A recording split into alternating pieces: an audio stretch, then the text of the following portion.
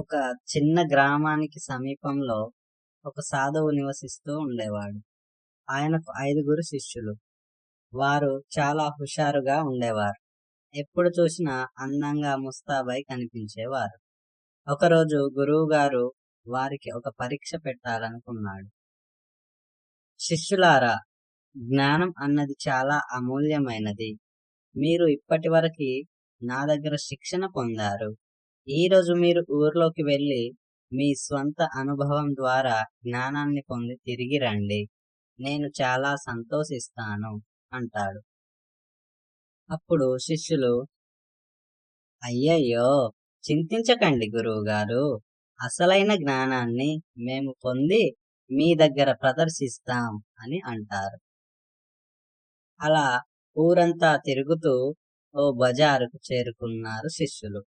అక్కడ 2 వ్యక్తులు ఒక గాడిదను గురించి ఇలా మాట్లాడుకోవడం గమనిస్తారు.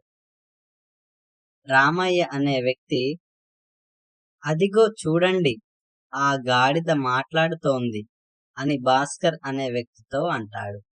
అప్పుడే ఆ గాడిద పెద్దగా హి హ అని అరుస్తుంది. అప్పుడు భాస్కర్, ఈ గొంతు విన్నారా? ఇది మామూలు గాడిద కాదు, ఈ గాడిద మాట్లాడుతోంది అని అంటాడు.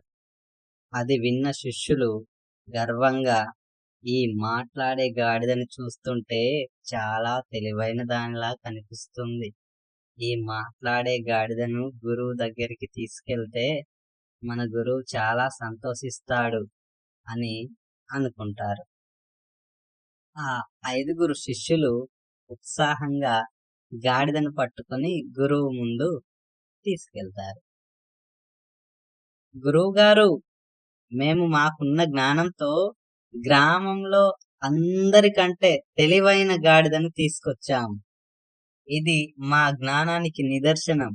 ఎందుకంటే మేము మాట్లాడే గాడిదని తీసుకొచ్చాం గురువు గారు అని అంటారు.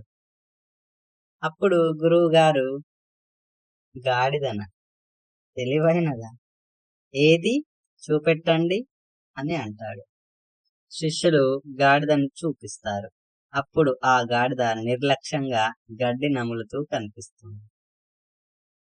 గురువు ఆ గాడిదను చూసి ఆశ్చర్యంగా తన శిష్యుల వైపు చూశాడు.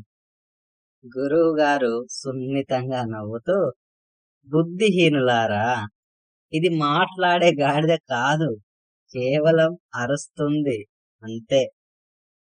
అప్పుడు శిష్యులు, అంటే ఇది గొప్ప గాడిద కాదా గురువు గారు అనగానే గాడిద మళ్ళీ హి హ అంటూ అరుస్తుంది. అప్పుడు శిష్యులకు తాము ఎంత మూర్ఖులమో అర్థమవుతుంది. ఒకరి ముఖాలు ఒకరు చూసుకుంటారు. అలా శిష్యులు తాము ఎంత మూర్ఖులమో గ్రహించారు. ఇలా అవగాహన లేకుండా ఏదైనా నమ్మితే అది తెలివి తక్కువ పని అవుతుంది.